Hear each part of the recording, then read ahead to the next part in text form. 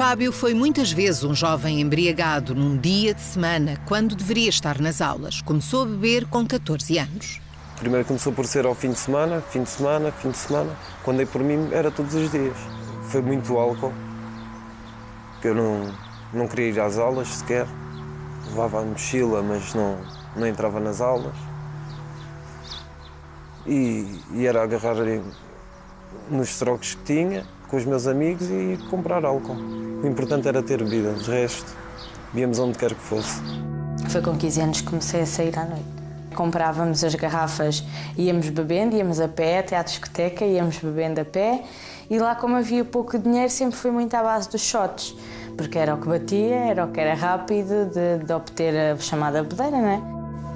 Com 14 anos juntávamos moedas, cada um dava o que podia, íamos a um supermercado, comprávamos uma ou duas garrafas, dependendo do pouco o dinheiro dava, e íamos beber para um espaço público, para a rua, e achávamos que isso é que era bom, que isso é que era bom. E os meus consumos começaram a aumentar, significativamente. A partir dos 18 anos foi a pique, mas a subir. Qualquer saída à noite não podia acontecer sem álcool.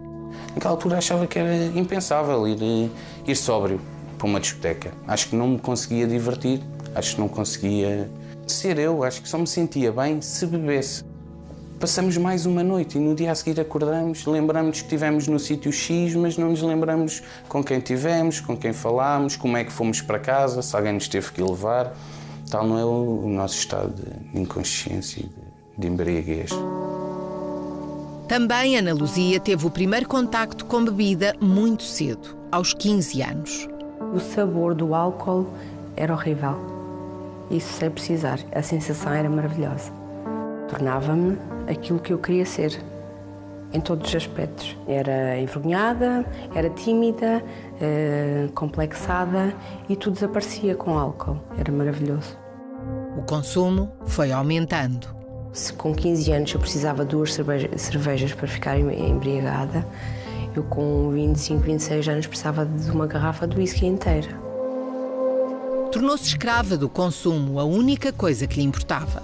Sem dinheiro, porque me retiraram os cartões de crédito e o dinheiro, porque eu gastava tudo o que tinha em álcool.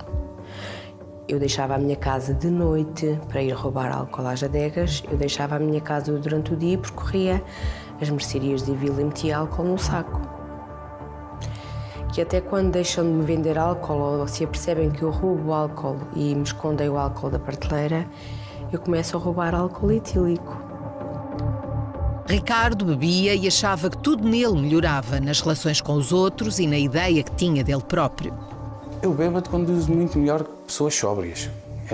Era o meu pensamento. Portanto, eu pego no carro e vou e faço e aconteço. E tive vários acidentes, tive à beira de perder a vida e fui um choque frontal contra um caminhão em que não perdi a vida. Tenho uma estrelinha que olhou por mim e que disse que se calhar ainda tenho aqui algo a fazer, não é? Tenho algo a fazer aqui ainda. Fábio ficou sem a carta 2 vezes por álcool a mais no sangue. Completamente embriagado, eu não sei como é que estava a conduzir. Podia ter atropelado alguém, podia ter... Nem sei, nem gosto de pensar. O estudo mais recente revela que entre os alunos das escolas públicas as bebidas destiladas são as mais consumidas. Aos 13 anos, já 6% dizem que consomem bebidas destiladas e quando chegam aos 18, são mais de metade dos jovens que bebem as chamadas bebidas brancas. Seguem-se as misturas e depois a cerveja. Entre os jovens de 13 anos, 9% dizem consumir cerveja e aos 18, o número sobe para 46%. Os dados do CICAD referem que os rapazes são os maiores consumidores, mas aos 18 anos, mais de 1/3 das raparigas também assume que bebe.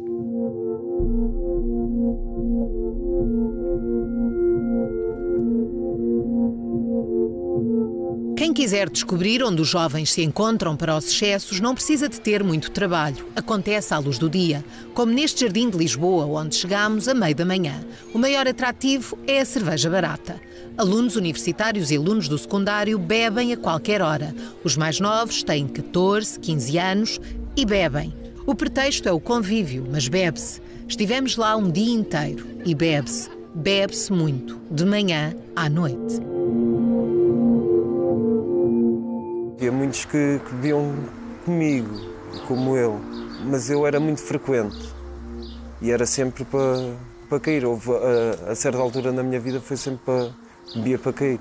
Cheguei a estar muitas vezes estendido no meio do bairro alto, pessoas a passar e eu a cair de bêbado. E não nos apercebemos que a sociedade mudou bastante e que neste momento os riscos que os jovens estão a correr são muito grandes e que os consumos que eles estão a fazer não têm nada a ver com os consumos que os pais faziam. Mesmo quando apanhavam uma bebedeira, era uma bebedeira ao longo de 2 ou 3 ou 4 ou 5 horas, uma tarde inteira, que estavam... E agora não, é um padrão de consumo completamente diferente. Quando Ana Luzia foi para a faculdade e passou a viver sozinha, a liberdade intensificou a relação com o álcool. No momento da praxe é a loucura total. A minha casa depressa se encheu com amigos, com conhecidos, com desconhecidos. E era festa todos os dias. Missões de praxe, os bares, as discotecas, tudo concorre para a animação, para a bebida. É essa a imagem que passa da vida dos estudantes, que os excessos fazem parte. Este ano, só na queima das fitas, em Coimbra, foram assistidos nos postos médicos montados para o efeito cerca de 400 estudantes, a maioria intoxicados por álcool. Cada vez aparece gente mais nova, menores, nos festejos e nas urgências médicas, não só durante a queima, mas no resto do ano letivo. A sociedade é extremamente hipócrita, porque até acha muita piada que um garoto se embriague e nós vemos as festas das queimas das fitas e das latadas e depois, se algum miúdo tem maior fragilidade e passa a doente ou se fica dependente da substância ou se desenvolve um quadro psicótico, é extraordinariamente punido. Por isso é estigmatizado e posto à margem. Eu já com os meus 20 anos de bebedora social passei a beber sozinha, porque o grupo também deixou de me aceitar, não é? Ou porque caí e tinham que me levar a casa, em plena discoteca, ou porque criava situações embaraçosas. Também Carolina fala dos amigos que parece que o são, mas quando chega a hora não estão lá. Um dia acordou deitada na cama, ainda vestida, não se recordava de nada, tinha apenas uma mensagem no telemóvel. Provavelmente não te vais lembrar de mim, daí eu ter pedido o teu número. Vi 3 pessoas de volta de ti para te levarem a casa. Estavas completamente embriagada, ias com os 3 porque ias. Eu apercebi-me daquilo, sou bombeiro. Do fundo do coração agradeci-lhe porque se não fosse ele a levar-me a casa, alguém o teria feito e não teria acabado da mesma forma. Porque não? E fiquei um bocado revoltada com essa situação, porque ninguém tem culpa dos meus exageros, é um facto, mas para que é que as pessoas falam ou criticam ou apontam se ninguém foi capaz de fazer nada? Ninguém... Quer dizer, teve que ser uma pessoa que não me conhecia de lado nenhum. Isto é triste. Isto é triste, ver onde é que estão os amigos. A zona de Santos, em Lisboa, já foi várias vezes notícia, mas o consumo desenfreado continua entre os menores, a quem a lei proíbe de beber, e os que já passaram dos 18 anos, limite a partir do qual a lei fecha os olhos. O que é que já beberam? Tens noção de quanto é que já beberam? Bebemos meio garrafão e uma sangria de 1 litro. E quando é que começaram a beber? A que horas? São 11 e tal, pai às 10 e tal. 10h45. É assim, encontramos, vamos comprar bebidas, depois vamos sair. Umas vezes compramos vodka, outras vezes whisky, licor beirão, fazemos essas misturas. O máximo que aconteceu foi ir parar à esquadra ao hospital. Vocês ainda não têm idade para comprar álcool, como é que bebem? Vamos comprar. Toda a gente vende, literalmente. Pronto, a maioria dos bares, por exemplo, aqui em Santos, eles não fazem assim grandes restrições. Mas sim, mas conseguimos uma cerveja aí a outra sem problemas. Qualquer coisa assim, um evento assim maior ou assim, arranjamos sempre alguém que nos ajude para nos conseguir comprar. Como é que bebes cerveja se não tens idade para comprar? Pois. Essa aí encorreu-me um bocado. Como é que funciona para comprares álcool? O que é que tens que fazer? Não, eu chego lá e aqui é tudo fácil. Vejamos o que acontece quando um adolescente decide beber. O cérebro está em desenvolvimento até por volta dos 25 anos. Antes disso, a exposição ao álcool pode interromper o progresso das estruturas cerebrais. Por exemplo, o hipocampo é a parte cerebral onde ocorrem a memória e a aprendizagem. Adolescentes e jovens que bebem com frequência podem danificar de forma permanente esta zona do cérebro, tendo dificuldade em aprender coisas novas ou reter conhecimento. Beber repetidamente pode também afetar as áreas frontais do cérebro jovem, que controlam impulsos e levam a decisões, o chamado juízo crítico. O álcool pode, por isso, levar a atitudes erradas, falta de autocontrolo e até violência, nesta altura e mais tarde.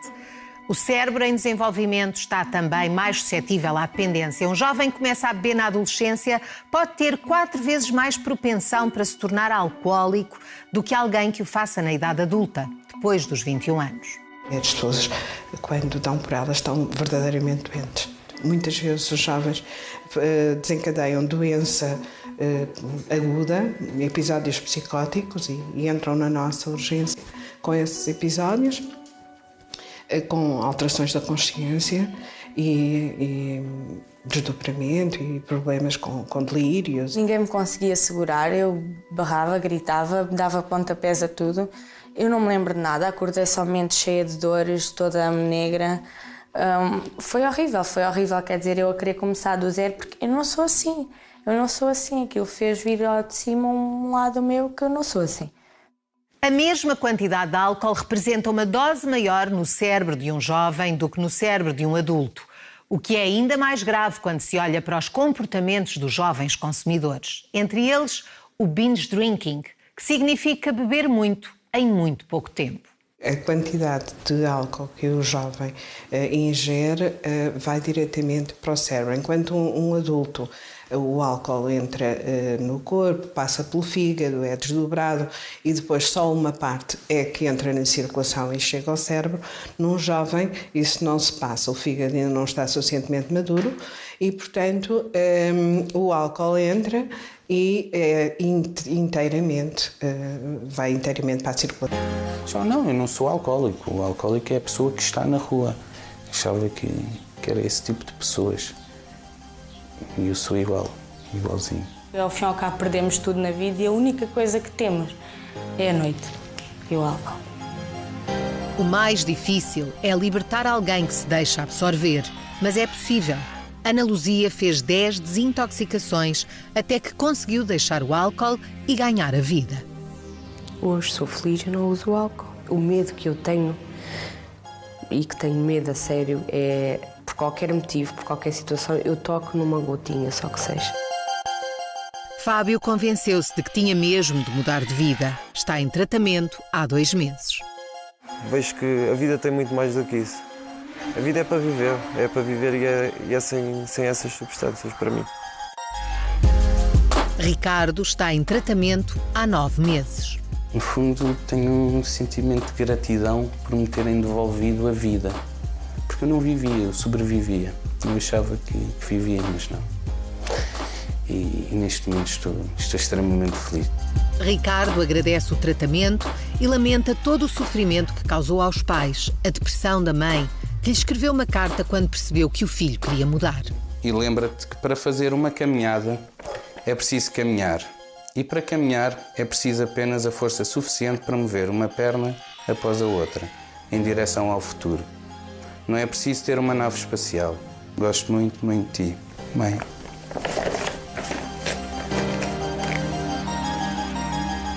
Quantos pais têm consciência do que está a acontecer com os filhos? Quantos adultos responsáveis pelos jovens sabem mesmo o que eles fazem quando saem à noite, aos fins de semana, dia após dia, e voltam de madrugada ou de manhã, ou até sabem e não querem saber? O álcool está em todo lado, ao alcance de qualquer um. Está alguém a ver? Se não é consigo, se não é contigo, é com quem?